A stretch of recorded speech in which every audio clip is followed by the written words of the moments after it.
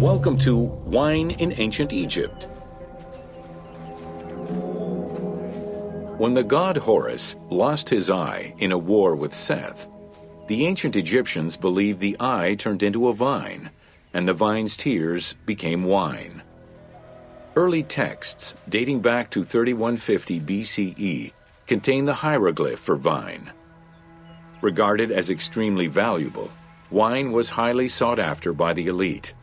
It was also an essential part of many religious ceremonies.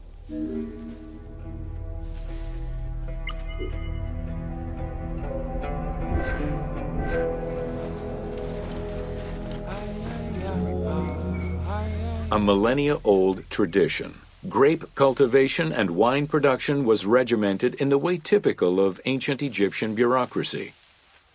Egyptians kept careful records of winemakers, which they clearly identified on labels. Every landowner with a modicum of self-respect usually kept a vineyard. This held particularly true in the regions of the Fayum and the Nile Delta.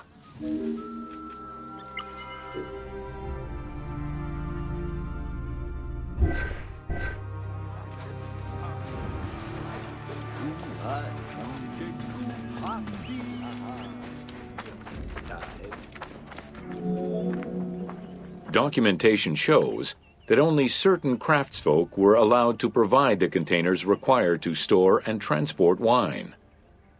That and rigorous quality control checks established for every step of wine production shows that ancient Egyptians knew that the quality and longevity of wine could easily be affected by any number of variables, which they paid careful attention to.